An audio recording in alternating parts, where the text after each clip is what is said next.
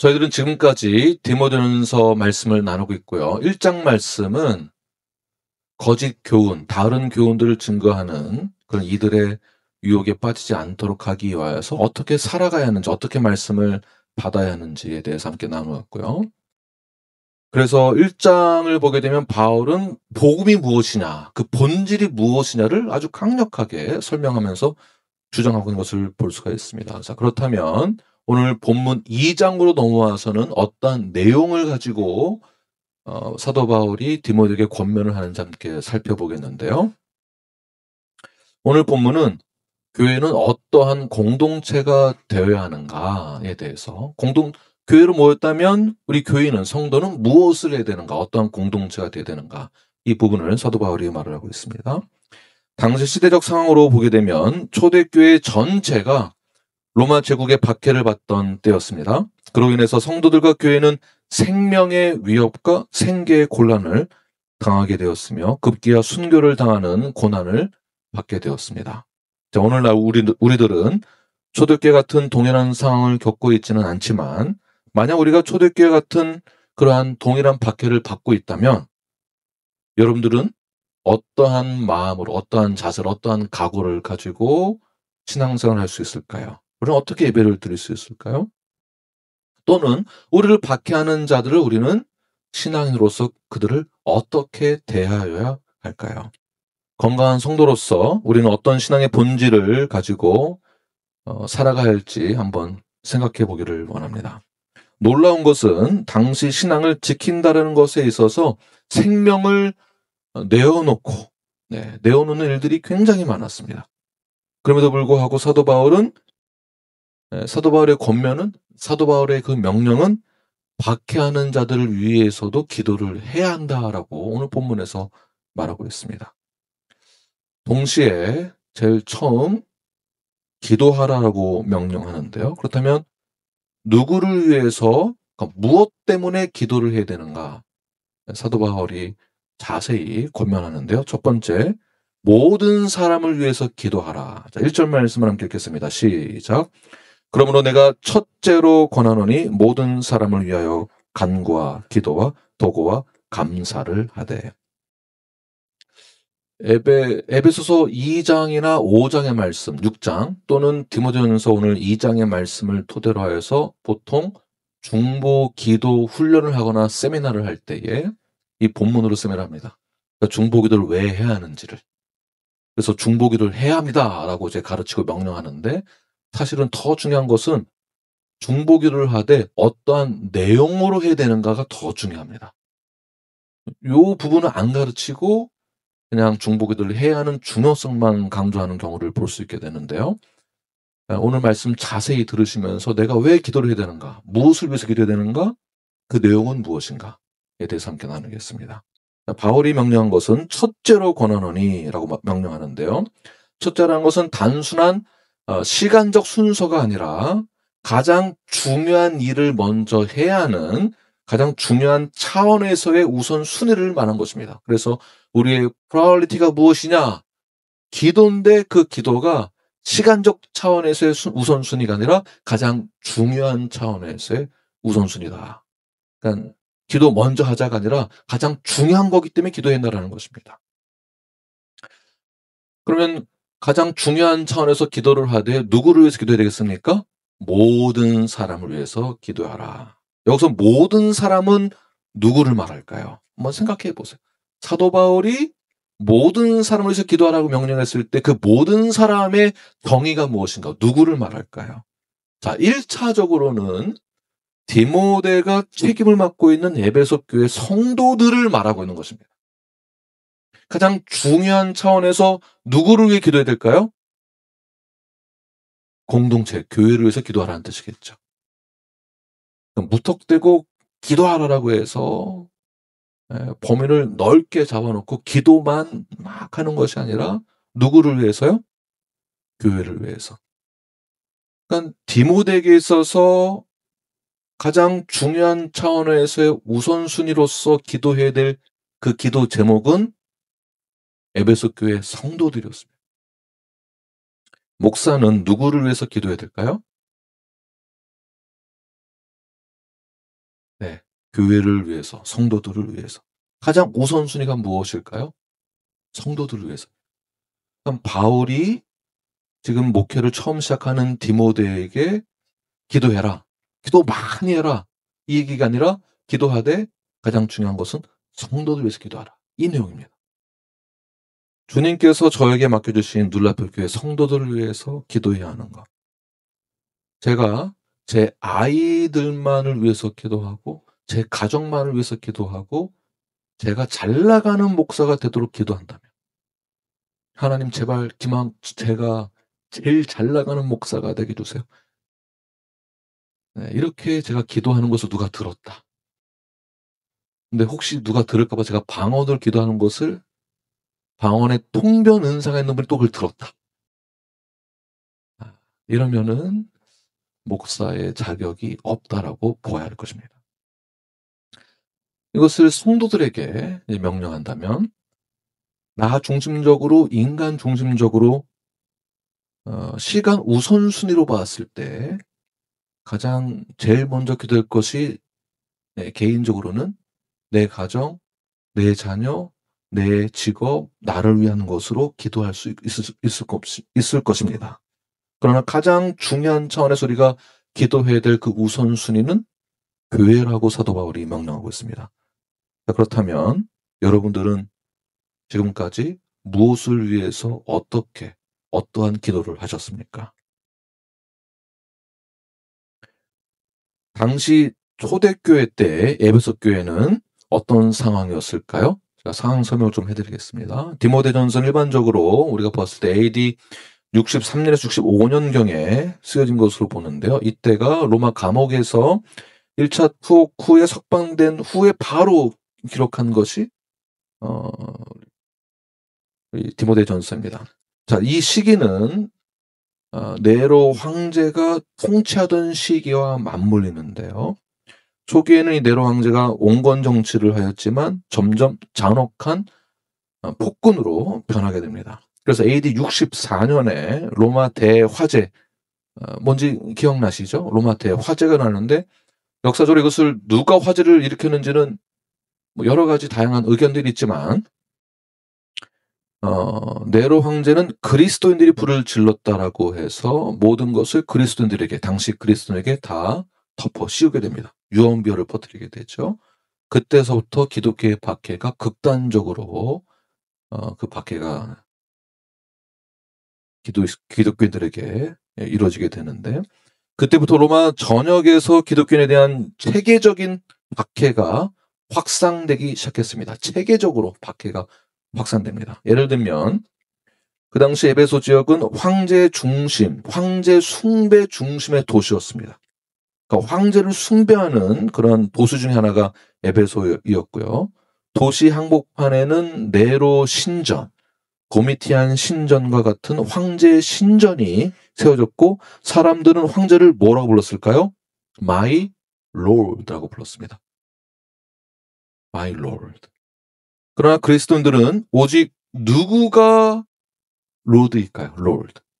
오직 예수 그리스도가 로드입니다.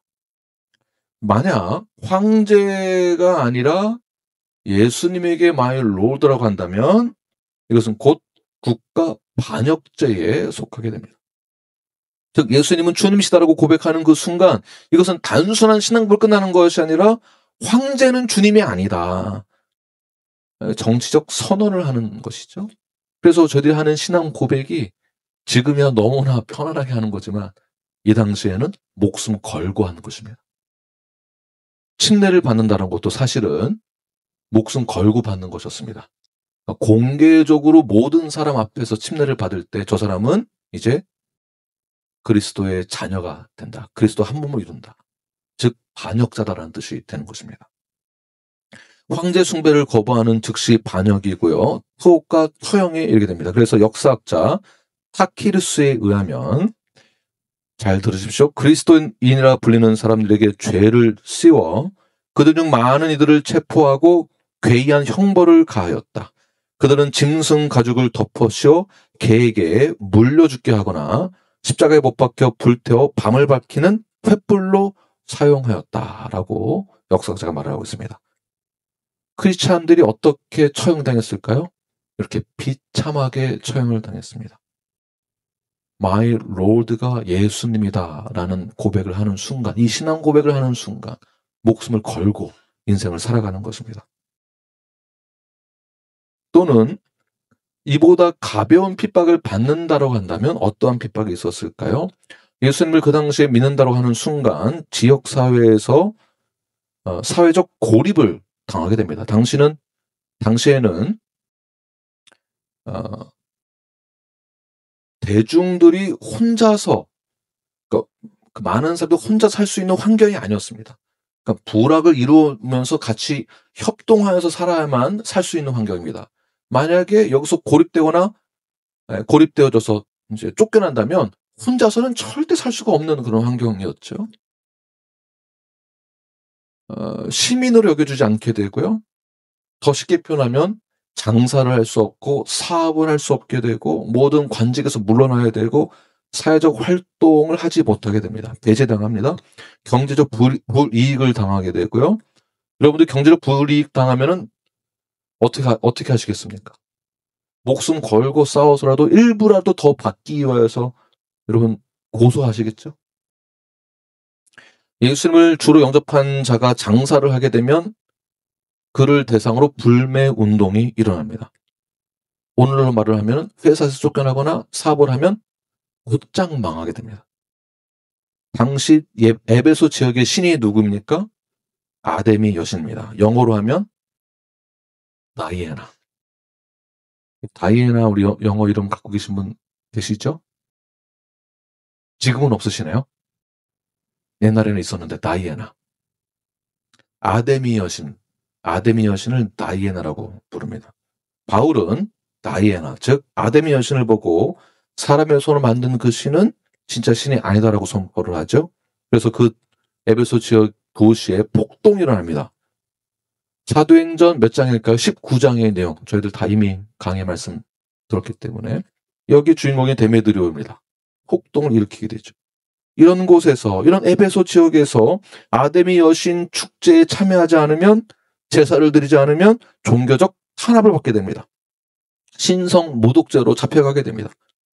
동일하게 에베소 지역의 이 여신을 섬기지 않으면 사회적 고립과 경제적 불이익과 종교적 박해와 정치적 위협을 받게 됩니다. 만약 여러분들이 그런 상황 가운데서, 그런 시대에서 살고 있다면, 이러한 핍박과 불이익을 받고 있다면 여러분들은 어떻게 하시겠습니까?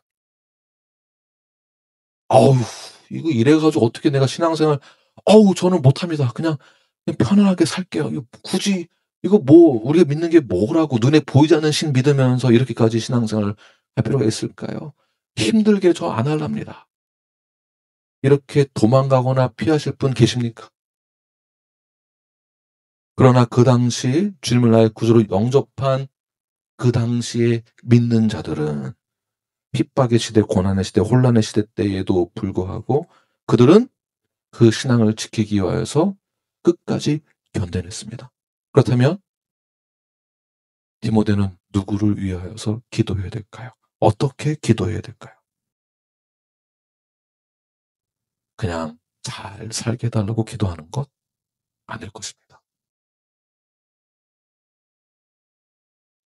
그냥 우리 아들, 그 집사님, 그 성도님, 그 장로님, 아들, 딸, 시집 잘 가게 해달라고 기도했던 것 아닐 것입니다. 돈 많이 벌고 승진하고 이런 것을 위해서 기도했던 것 아닐 것입니다. 무엇을 위해서 기도했을까요?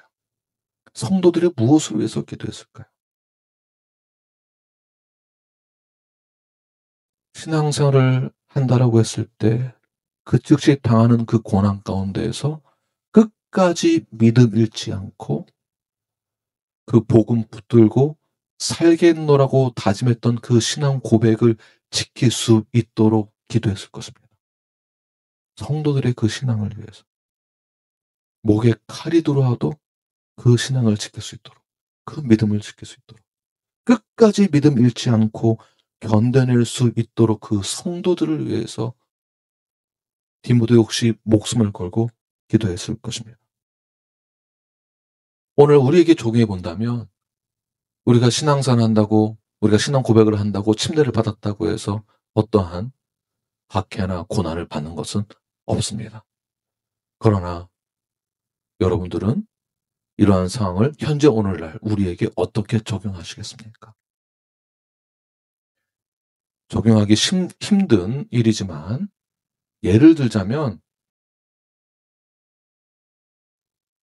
알코올 중독자가 예수를 내 구 영접을 하고 이 알코올 중독에서 벗어나기 위해서 매일매일 순간순간 시간마다 싸우면서 견뎌내고 있을 때에 한 형제가 찾아가서 에이, 술 먹는다고 그거 뭐 지옥 가나, 한잔합시다, 이렇게 유혹하는 순간 그 알코올 중독에서 벗어나기 위해 복음대로 살아가기 위해 발부동 치던 그의 믿음이 흔들릴까요? 흔들리지 않을까요? 이러한 시대에 살고 있는 것이 바로 오늘날 우리의 이 시대입니다. 주일날 한 번 빠진다라고 해서 문제되는 것 없습니다. 지옥 가지도 않습니다. 여러분들이 회사에서, 가정에서, 여러분의 삶의 영역에서 내가 신앙 고백했던 것을 지키기 위해 작은 것 하나라도 타협하지 아니하고 지키는 것을 여러분 부끄럽게 생각하지 마십시오. 아이고, 그거 남들 다 그렇게 그냥 대충 해도 돼.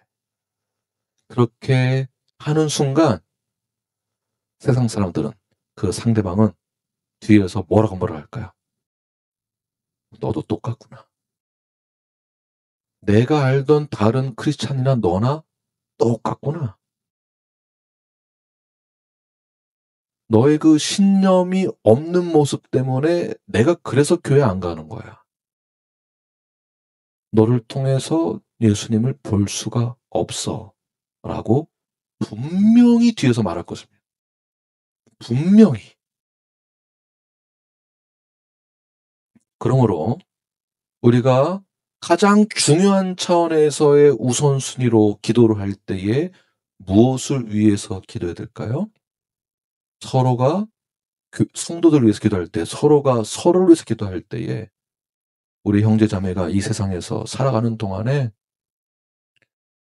학교에서 가르치시는 분들도 계시고 사업하시는 분들, 직장생 하시는 분들, 여러 가지 그 상황 속에서 별것 아닌 것 같지만 신앙 고백하는 것대로 살아갈 수 있도록 서로가 서로를 위해서 기도해야 하는 것입니다.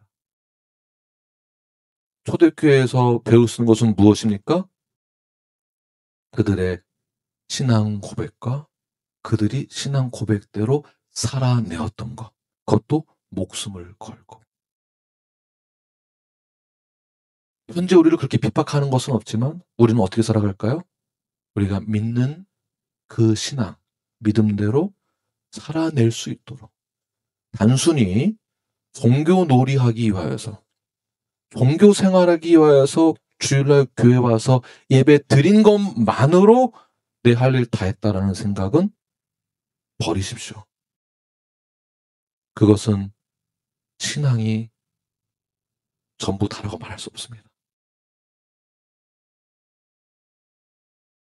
나는 무엇을 위해서 살아가야 되는가? 나는 왜 구원을 받은 것인가? 하나님이 왜 나를 선택하셨는가? 그래서 나는 어떻게 살아가야 하는가? 종교 생활, 종교 놀이는 이제 그만하십시오. 초대교회에서 배울 수 있는 것은 바로 이것입니다. 두 번째는 사도 바울이 누구를 위해서 기도하라고 명령하고 있는가? 바로 권세 잡은 자들을 위해서 기도하라고 명령하고 있습니다. 2절 말씀을 함께 읽겠습니다. 시작. 인구들과 높은 지위에 있는 모든 사람을 위하여 하라.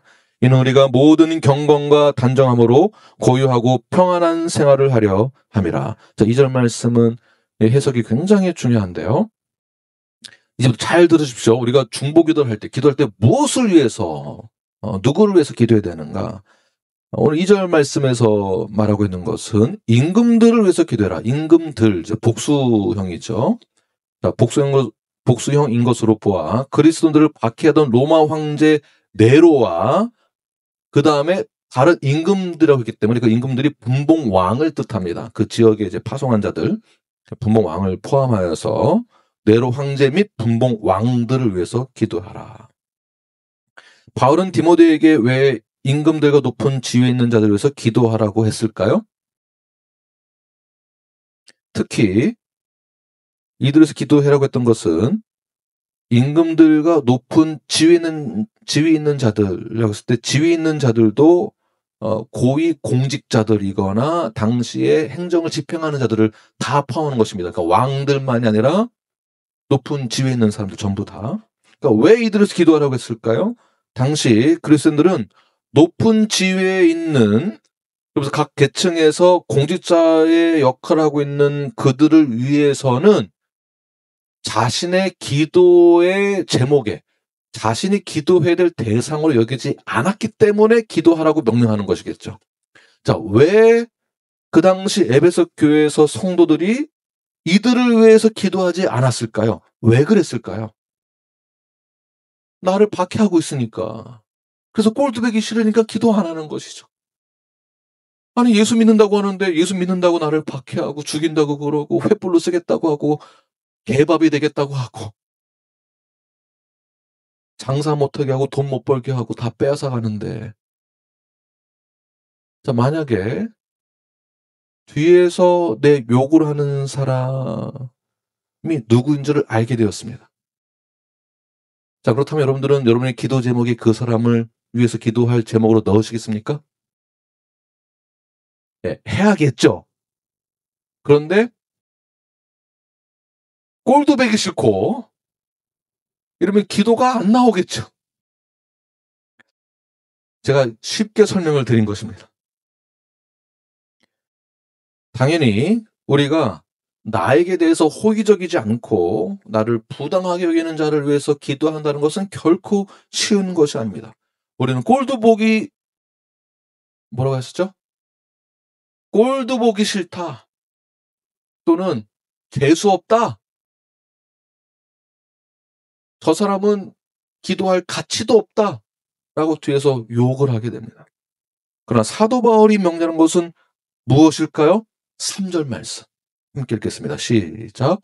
이것이 우리 구주 하나님 앞에 선하고 받으실 만한 것이니. 자, 단순히 중보 기도를 하면 하나님이 그 중보 기도를 받을 거다라는 게 아니라, 누구를 위해서 기도할 때에? 꼴도 보기 싫은 사람을 위해서 기도할 때, 내가 재수없어 하는 사람을 위해서 기도할 때에, 나를 핍박하고 박해하는 사람을 위해서 기도할 때에, 이 나라의 대표를 위해서 기도할 때에 하나님이 그 기도를 받으신다라는 것이죠. 이러한 기도가 그리스도인들이 궁극적으로 해야 될 것입니다. 정욕을 쫓아 간구하는 그러한 기도는 하나님이 들으실까요? 들으지 않으실까요? 그 정욕이 어떤 것일까요? 내 욕심을 위한 것. 주님, 제발 이번 로또 산 거 대박 나게 해주세요. 주님, 이번에 사업 시작하는 거 대박 나게 해주세요. 그럼 제가 교회 헌금 얼마 하겠습니다. 뭐 건축하겠습니다. 그 대박 난 다음에 건축 헌금 하시는 분 본 적이 없습니다. 다 어디 도망가지. 로또 당첨되고 다 숨지. 밥 한 번 사는 사람을 본 적이 없습니다. 야고보서 4장 3절 말씀 함께 읽겠습니다. 큰 소리로 집중하는 시작. 구하여도 받지 못함은 정욕으로 쓰려고 잘못 구하기 때문이라. 자, 다시 말해서 중보 기도를 하면 하나님이 다 들어준다가 아니라 어떠한 기도를 하느냐가 더 중요하다는 것이겠죠. 자, 우리는 먼저 그의 나라 그의 의를 위해서 기도해야 하는 것이며, 그때에 하나님께서 그 기도를 기쁘게 그리고 선함으로 받아주신다. 당시 지배 계급에 있는 자들이 나에게 호의적으로 하던 안 하던, 그러니까 핍박을 하던 안 하던, 우리는 어떻게 기도해야 될까요? 그들을 위해서 기도해야 된다는 거죠. 꼴도 보기 싫어서 안 하는 게 아니라 그래도 해야 된다. 나에게 공정하게 대하던 대하지 않던 그를 위해서 어떻게 될까요? 기도해야 되죠. 나에게 박해를 하던 안 하던, 그들이 올바르든 올바르지 않던, 예수님을 나의 구주로 영접한 거듭난 자들은 그들을 위해서 기도해야 한다는 것입니다. 이 말은 그리스도인들의 수준이 얼마나 높아야 하는지를 말하고 있는 것입니다. 이 수준이 높다라는 거죠. 이 영적 레벨이 높은 겁니다. 영적인 레벨이. 감정적으로는 뒤에서 내 욕하는 사람 보고 싶지도 않고, 어떻게 그냥 승질 같아서 한번 이렇게 하고 싶은데, 그러나 그리스도인의 수는 어떻게 될까요? 높은 영적인 수준을 가지고 우리가 그를 위하여서 기도해야 한다. 우리의 수준이 이렇게 높아야 되고요. 우리의 기도의 범위가 이렇게 넓어야 되는 것입니다. 옆 사람 보시면서 당신의 영적 수준에 제가 깜짝 놀랍니다. 네, 이러한 간증이 나와야 됩니다. 이 수준이 있는 성도가 되시길 바랍니다. 다시 2절로 돌아가서 2절 후반을 보게 되면 왜 높은 자들을 위해서 기도해야 하는지를, 그 기도의 내용, 이유, 목적을 말하고 있는데요. 2절 후반을 다시 한번, 이는 우리가, 시작. 이는 우리가 모든 경건과 단정함으로 고유하고 평안한 생활을 하려 함이라. 그래서 모든 경건이란 godliness, devotion이라고 합니다. 그래서 경건한 헌신할 수 있도록, 그러니까 하나님이 향한 나의 모든 것을 바친 거룩한 헌신, 경건한 헌신을 위해서 그들을 위해 기도하라는 것이겠죠. 자, 그다음 단정함으로 dignity, 진지하게 자신을 갖추는 태도입니다. 품위 있는 진지한 태도.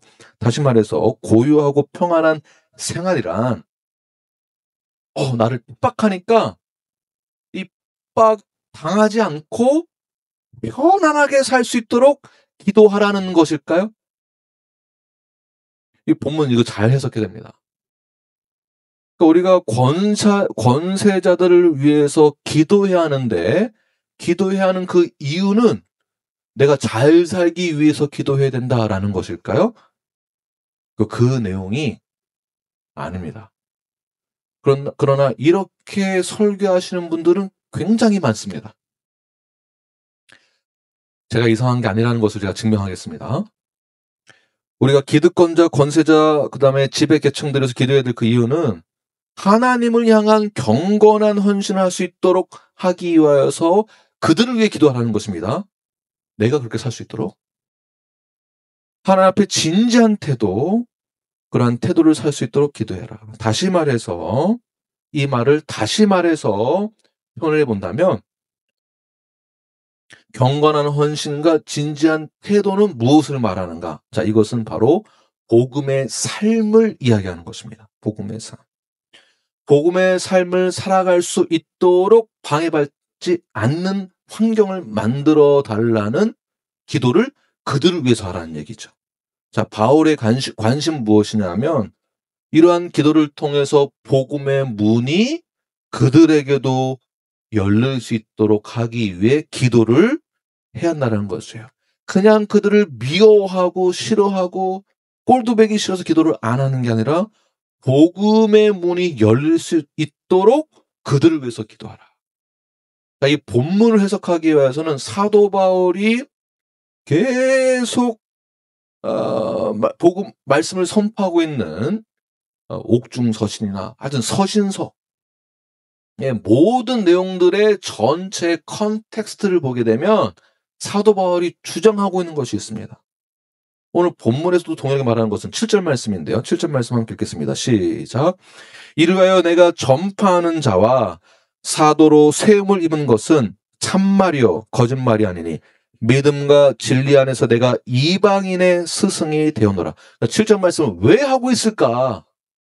2절 말씀에서 말한 것과 7절 말씀을 연결시킨다면 결국 이를 위해서 내가 전파하는 자와 사도로 세움받았다라는 것은 결국 사도 바울이 세움받은 목적이 무엇이냐? 무엇일까요? 사도의 역할을 할 수 있도록.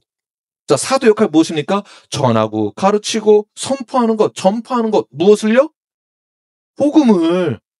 복음 전하는 그 문이 활짝 열릴 수 있도록 예수 그리스도가 누구신지를 전파할 수 있도록 이 환경을 만들기 위해서 그들을 위해 기도하라는 것입니다. 단순히 2절 말씀대로 우리가 평안하게 살 수 있도록 하기 위해 기도하라는 얘기가 아닙니다. 4절부터 6절 말씀 함께 읽겠습니다. 시작. 하나님은 모든 사람이 구원을 받으며 진리를 아는 데에 이르기를 원하는 하나님은 한 분이시요 또 하나님과 사람 사이의 중보자도 한 분이시니 곧 사람이신 그리스도 예수라. 여기까지. 여러분 지금 따라하고 계십니까? 여기 보시고 한 목소리로 크게 함께 읽겠습니다. 6절 시작. 그가 모든 사람을 위하여 자기를 대성물로 주셨으니 기하게 이르러 주신 증거니라. 자, 4절만 보아도 모든 사람이 구원을 받으며 진리를 아는데 이르기를 원하신다. 자, 뭐를 말하고 있는 것일까요? 복음이 다 전해지기를 원한다.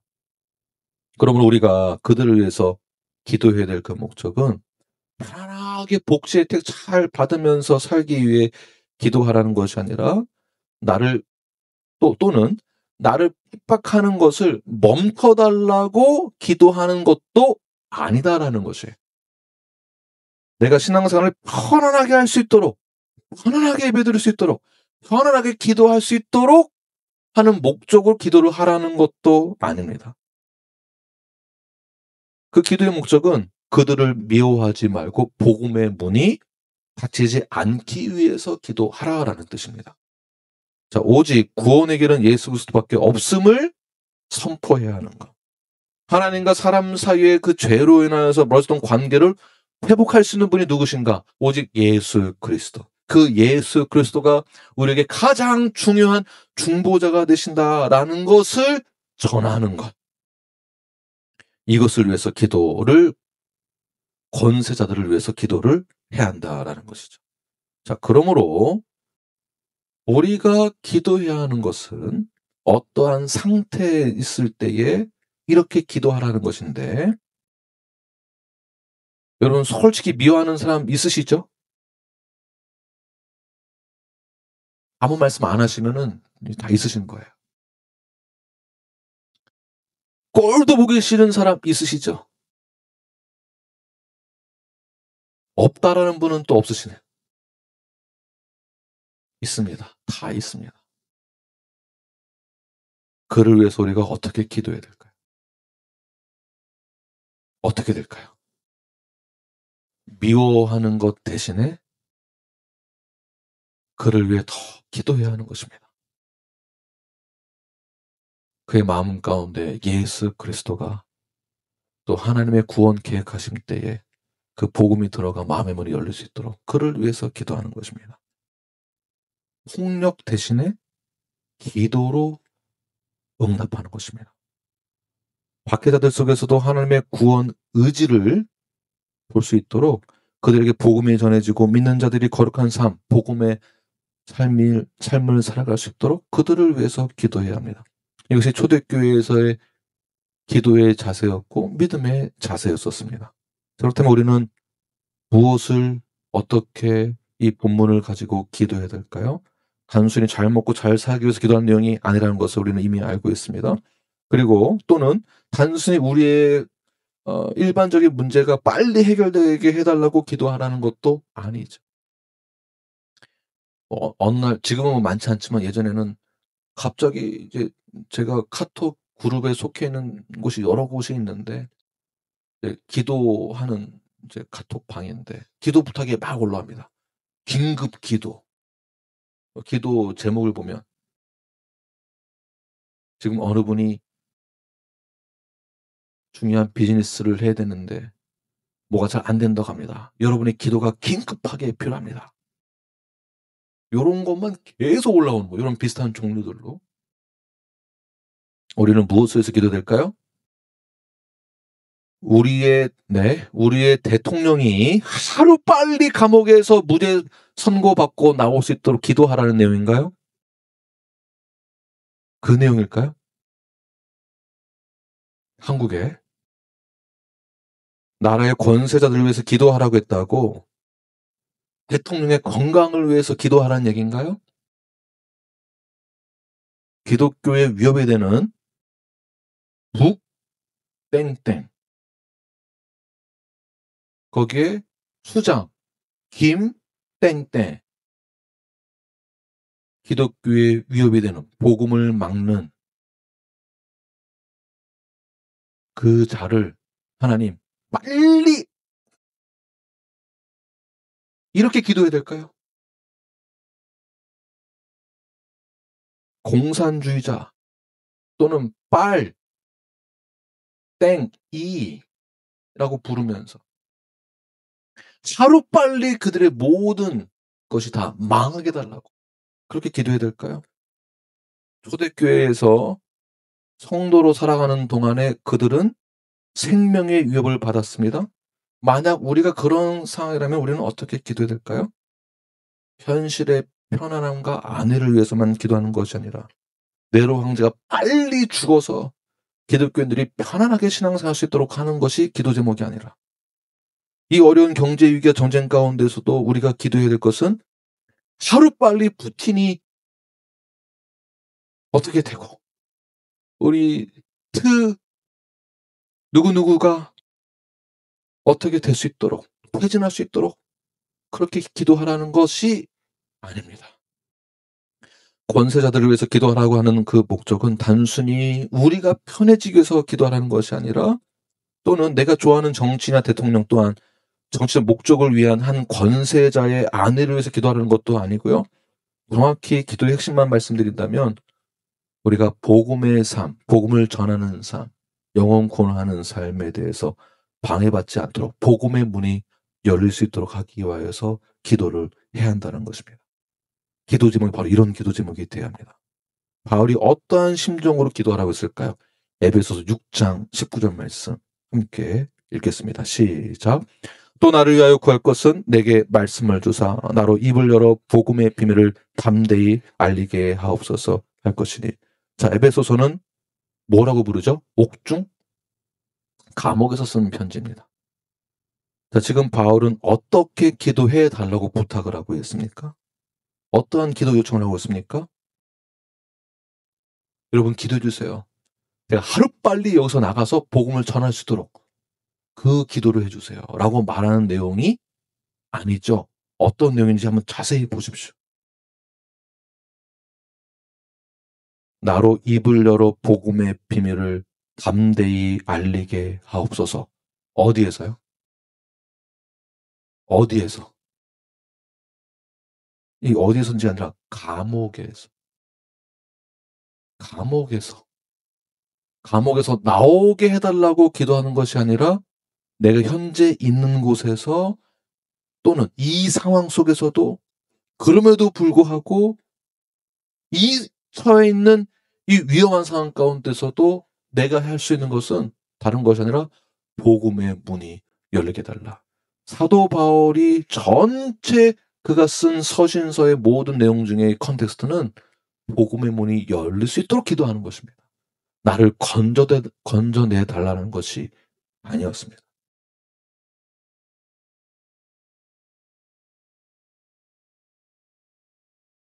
에베소 6장 20절 말씀을 함께 읽겠습니다. 시작.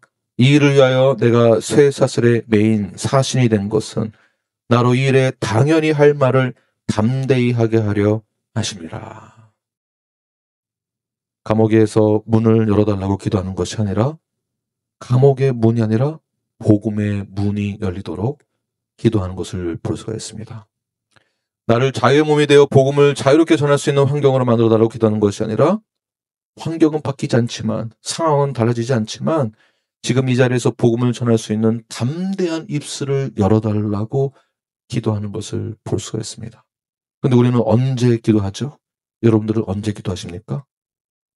여러분들 만약에 감옥에 있을 때 여러분 어떻게 기도하시겠습니까? 또는 내 인생의 가장 쓴맛을 느끼고 있을 때 그런 상황 속에서 우리는 어떻게 기도하고 있습니까? 내가 가장 어려울 때, 내가 가장 힘들 때, 내가 가장 가고 싶어 하는 회사에 들어가고 싶을 때 어떻게 기도하시겠습니까? 또는 면접에 떨어졌을 때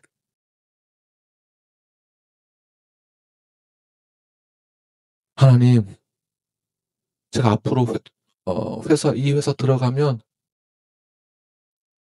처음 받은 월급 통째로 다 드릴게요. 저 제발 이 회사 들어가게 해 주세요.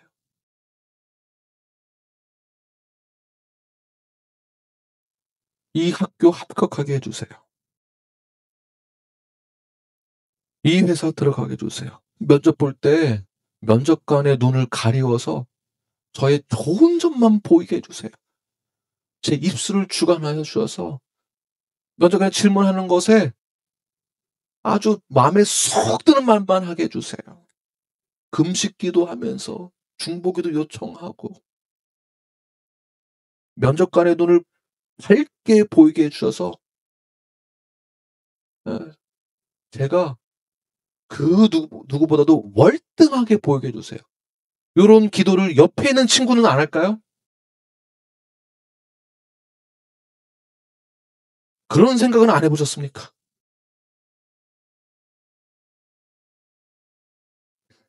우리는 기도를 지금까지 이런 식으로 해 왔습니다. 성돌아가면서 정말 이기적으로 기도했습니다. 옆 사람 보시면서 이렇게 선포하십시오. "당신은 너무 이기적이에요." 진심입니다. 말씀하십시오. "당신 이기적이라고 말씀하십시오."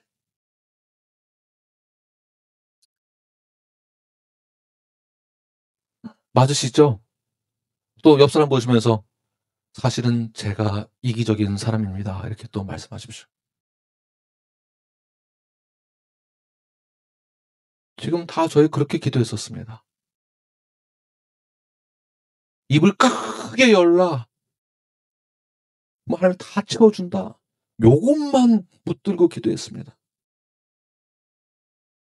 아 저같이 입이 조그만 사람은 뭐 어떻게 살라는 얘기입니까? 아무리 열라고 해도 안 되는데. 우리가 거듭났다라고 하면서 우리는 너무 나 자신만을 위해서 기도했었습니다. 너무 이기적입니다. 그런 이기적인 기도에 너무 젖어들었습니다. 당연하게 생각합니다. 그리고 그것이 올바른 거라고 착각하면서 살았습니다.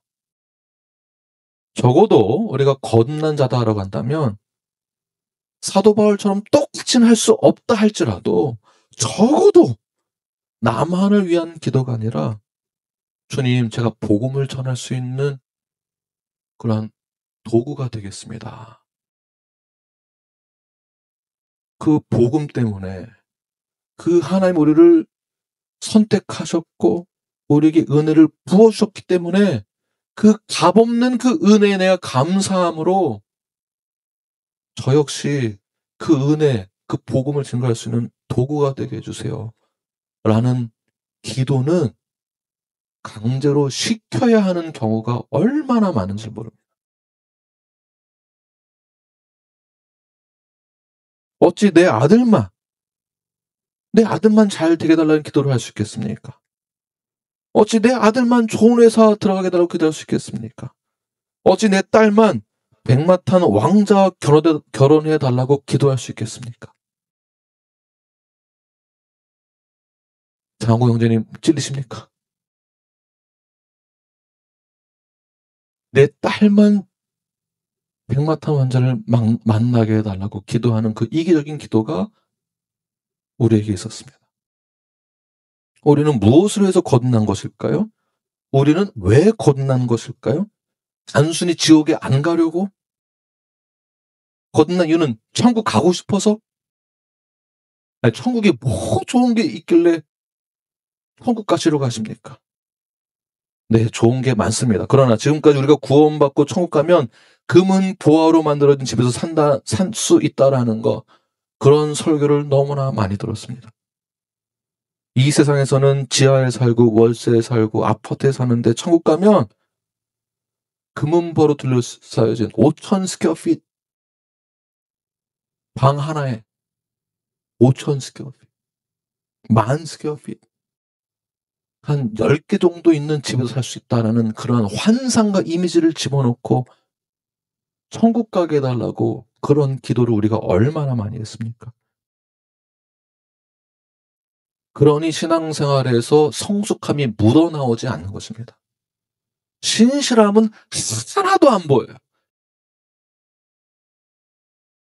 제 예화를 잘 들어보십시오. 무슬림에서 순교자들 자살, 폭탄, 테러범들 아시죠? 순교자들. 그렇게 순교하면은 너희들 천국 가면 처녀 몇 명과 같이 살 수 있어. 이런 교리가 있습니다. 그래서 그들이 기꺼이 자살하는 것입니다. 순교하는 것입니다.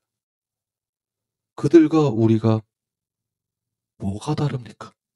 자살만 안 했지.